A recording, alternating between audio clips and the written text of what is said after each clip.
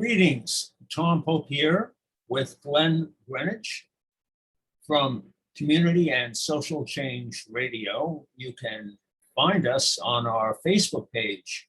Look for Community and Social Change. Today, we're talking about fighting crime in a manner that very few people are talking about. We keep hearing about the need for public safety, having more police. Is that really fighting crime? I don't think we're serious in fighting crime if we don't deal with the root causes.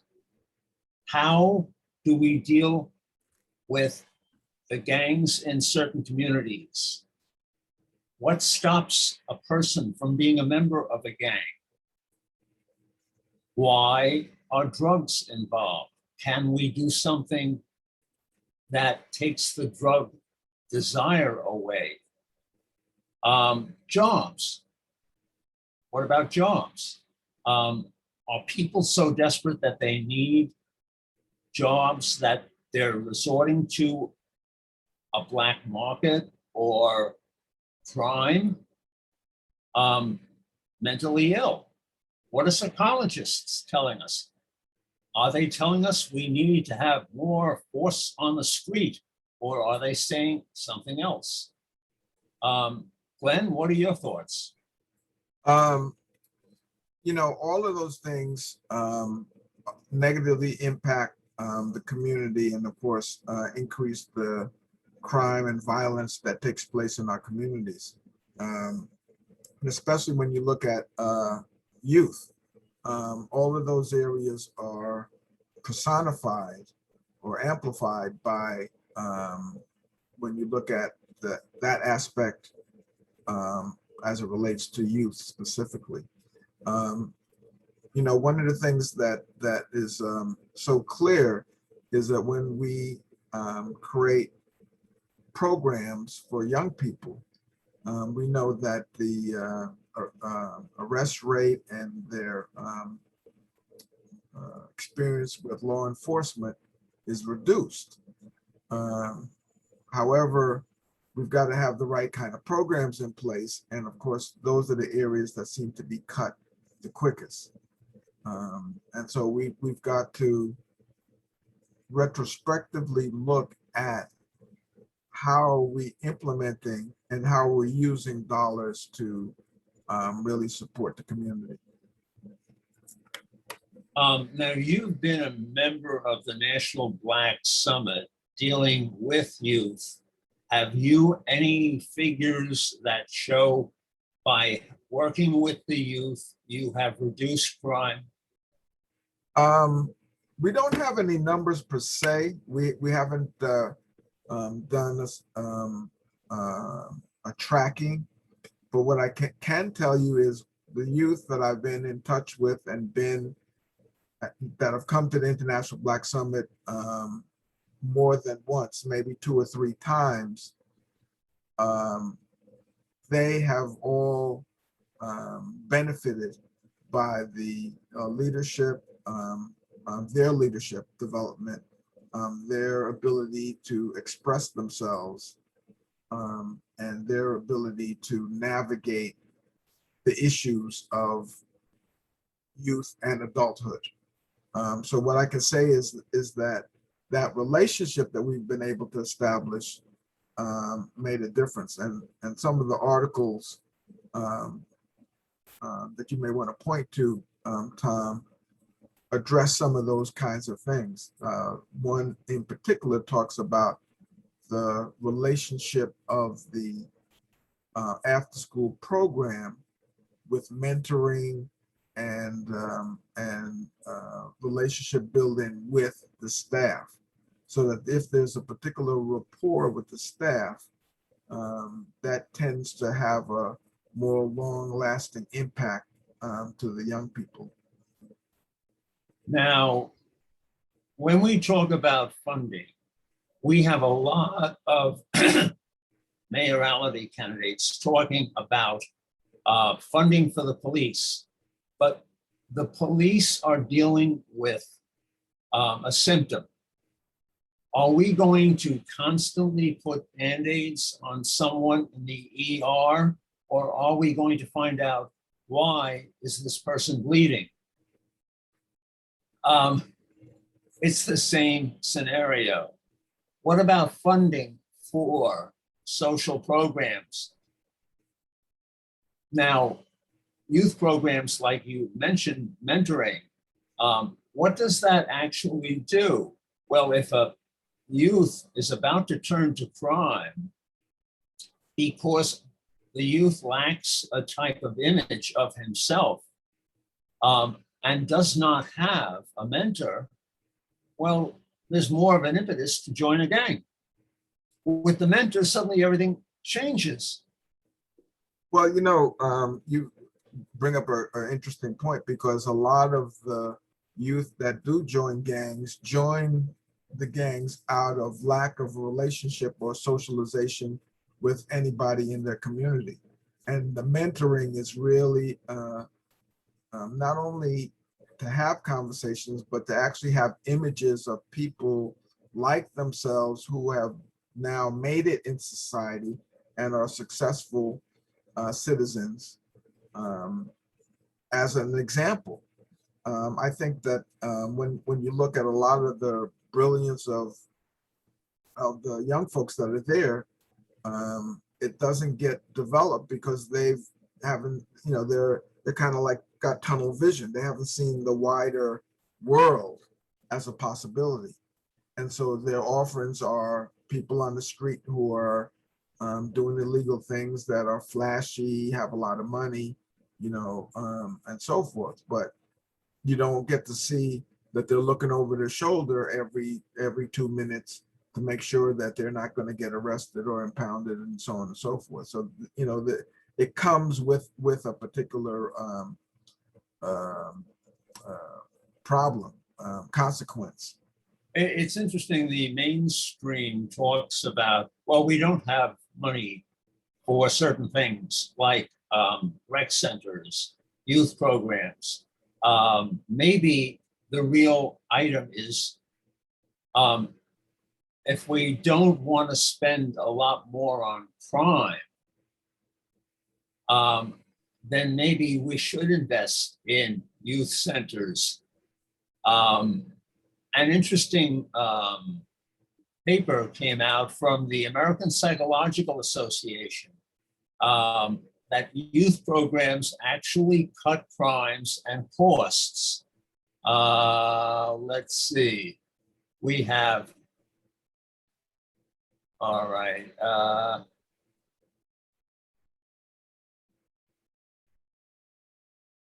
We have information that shows, okay, 400 studies are showing that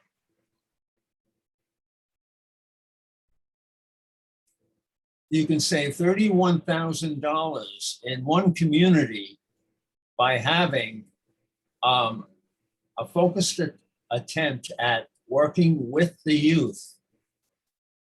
But this is just one part of the equation. We have a lot of people affected by COVID who have lost their jobs. We have a lot of mainstream people who are not affected, but we have a lot of people who haven't made the money as much as the mainstream society. Now they're affected. They're about to lose their homes. They're desperate. We've always found that when people are desperate, crime rates go up. So if we attend to job creation, if we attend, by the way, all of this links together with why certain people become depressed or mentally ill. Everything is connected that creates the area for crime. It's so interrelated. It's almost like a can of worms. It is so interconnected. Crime, programs, the mentoring, mental illness, housing, jobs. I mean, all of those things impact a particular community. Um, the relationship for not-for-profits in a community help to reduce the crime rate, because you've got now parents, community members, as well as young people interacting, participating in those programs, working together to solidify the community. You create jobs so that people can actually work in the community that they live. You've got an opportunity to support and mentor, and health benefits. So all of them are related. Oh, one other aspect is childcare. Now, it's one thing for a mainstream family to have the funds for childcare. But if you don't have the funds for childcare, what happens to the children? The parent has to work. So now we have an awkward setting with, well, let's see, can a neighbor watch the child? Can a relative watch the child? What happens if the relative can't make it one day? Does mom lose the chance of having a job by rushing home to take care of the child? What happens to the child as the child is growing without the parents? Does the child become more susceptible to the climate of crime? Yeah, all of those are absolutely true, and all of those impact the overall crime.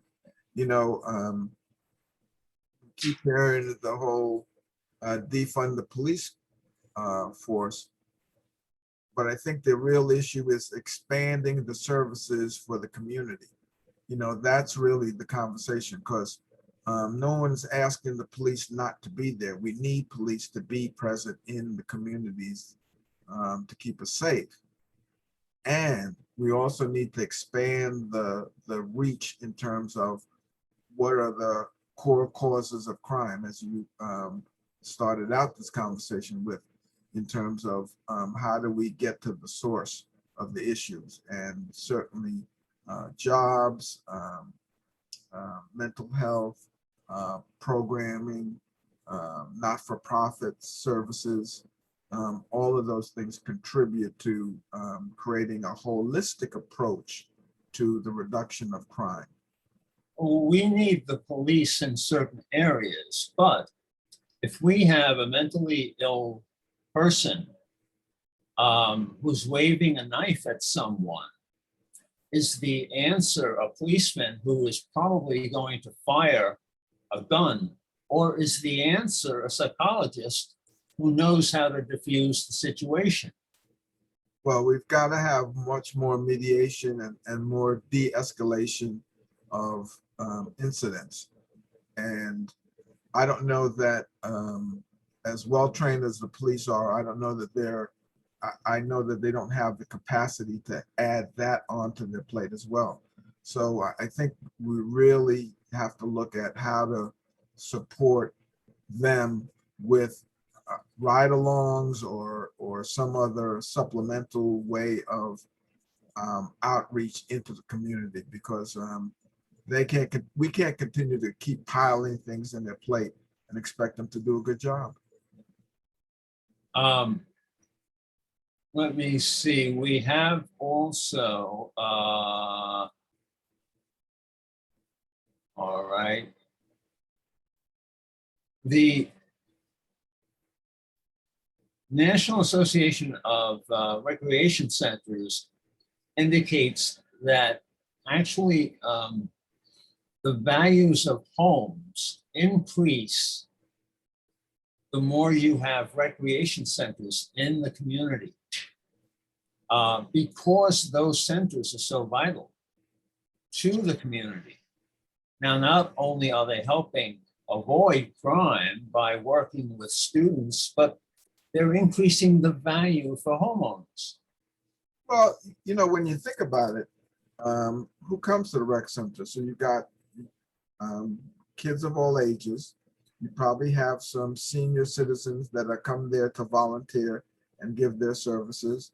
They've got programming to keep the children engaged, be it arts, sports, um, robotics.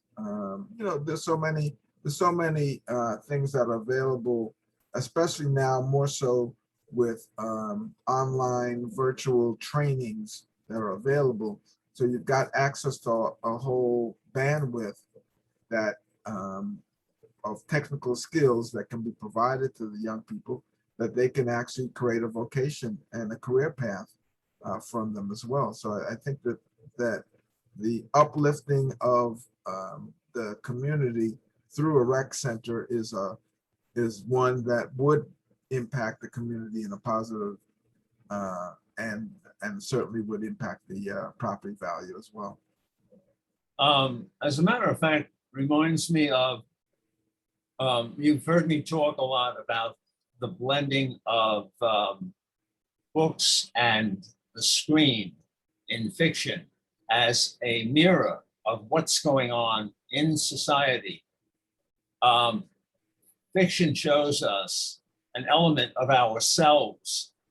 A movie, I believe it was in the 50s, called Aunt Mary, Jean Stapleton, portrays, actually based on a true story, a woman in Baltimore who is virtually a cripple, but loves baseball, started a team, a little league team, filled with young teens in the neighborhood.